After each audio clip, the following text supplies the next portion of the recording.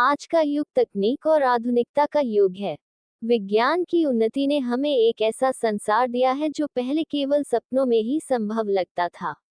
लेकिन इन सब के बावजूद आधुनिक जीवन की तेज रफ्तार और भौतिकवाद ने हमें कई उलझनों के चक्रव्यूह में फंसा दिया है। ये कहानी एक ऐसे युवक आर्यन की है जो आधुनिक जीवन की जटिलताओं के बीच खुद को खोजने का प्रयास कर रहा है। आर्यन एक बड़े शहर में रहने वाला मध्यम वर्गीय परिवार का होनहार बेटा था। उसने अच्छी शिक्षा प्राप्त की थी और एक मल्टीनेशनल कंपनी में उच्च पद पर कार्यरत था।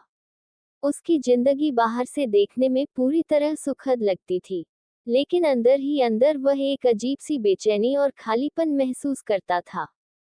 हर सुबह वह अलार्म की आवाज पर उठता, जल्दबाजी में तैयार होकर ऑफिस भागता और दिन भर काम में डूबा रहता। काम के बाद वह देर रात तक दोस्तों के साथ पार्टी करता या मोबाइल और लैपटॉप में उलझा रहता। धीरे धीरे उसकी ये दिनचर्या एक बोझिल जीवन में बदलने लगी। आर्यन के माता पिता गांव में रहते थे। वे अपने बेटे की सफलता पर गर्व करते थे, लेकिन आर्यन उनसे मिलने बहुत कम जा पाता था। उसके पास समय की हमेशा कमी रहती थी। जब भी माता पिता फोन करते, वह बातों को जल्दी खत्म करने की कोशिश करता। एक दिन उसकी माँ ने फोन पर कहा, बेटा, बहुत दिन हो गए तुझे देखे। अब तो तेरी आवाज भी अजनबी सी लगने लगी है। ये सुनकर आर्यन थोड़ा असहज हुआ, लेकिन उसने इसे अनसुना कर दिया। आधुनिक जीवन में हर कोई सफलता की दौड़ में आगे निकलने की कोशिश में लगा है। आर्यन भी इस दौड़ का हिस्सा बन गया था। ऑफिस में उसे अपने सहकर्मियों से बेहतर प्रदर्शन करना था, और इसके लिए वह दिन रात मेहनत करता। लेकिन जैसे जैसे उसकी पदोन्नति हुई, उसका मानसिक तनाव भी बढ़ता गया। हर महीने की सैलरी आते ही खर्चे पहले ही तैयार होते। नए फोन, महंगे कपड़े, विदेश यात्राएं, इन सब के चक्कर में वह कर्ज के बोझ तले दबने लगा। वह खुद को लगातार दूसरों से तुलना करता और यह सोचकर परेशान रहता कि उसका जीवन दूसरों जितना खुशहाल क्यों नहीं है। एक रात पार्टी से लौटते समय वह अपनी बालकनी में बैठा और चुपचाप शहर की चमकती रोशनी को देखता रहा। अचानक उसे एहसास हुआ कि उसकी यह भौतिक खुशियां कितनी खोखली हैं। वह अपनी असली खुशी और संतोष को कहीं पीछे छोड़ आया था। उसने खुद से सवाल किया, मैं ये सब किसके लिए कर रहा हूँ? क्या ये सब सच में मुझे खुश कर रहा है? इस सवाल का कोई जवाब नहीं मिला। वह उदास होकर सो गया। कुछ दिनों बाद आर्यन की मां बीमार हो गई।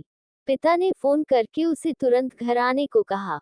ये सुनकर आर्यन घबरा गया और तुरंत गांव के लिए निकल पड़ा। घर पहुंचकर उसने देखा कि मां काफी कमजोर हो गई थी।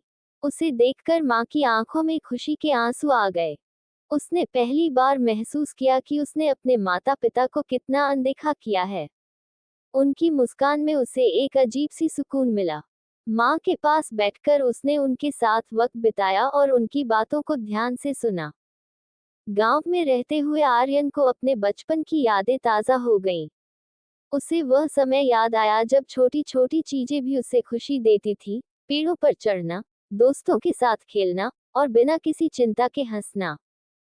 उसने महसूस किया कि आधुनिक जीवन की चमक दमक ने उसे उसकी जड़ों से दूर कर दिया था। वह भौतिक चीजों के पीछे भागते भागते अपने असली सुख और शांति को खो बैठा था। गांव में कुछ दिन बिताने के बाद आर्यन ने अपने जीवन में बदलाव करने का फैसला किया। उसने तय किया कि वह अपने काम और निजी जीवन के बीच संतुलन बनाएगा। उसने ये भी समझ लिया कि असली खुशी रिश्तों और सादगी में छिपी होती है, न कि भौतिक चीजों में। वह शहर लौटकर अपने माता पिता के साथ नियमित संपर्क में रहने लगा। उसने अपने खर्चों को सीमित किया और अपनी जीवन शैली को सरल बनाया। उसने ध्यान और योग को अपनी दिनचर्या का हिस्सा बनाया, जिससे उसे मानसिक शांति मिली।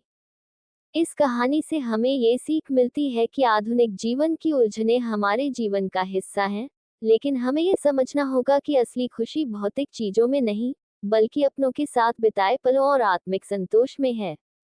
जीवन की दौड़ में हमें अपनी जड़ों और असली मूल्यों को नहीं भूलना चाहिए। सुख बाहरी चीजों में नहीं, हमारे मन की स्थिति में होता है।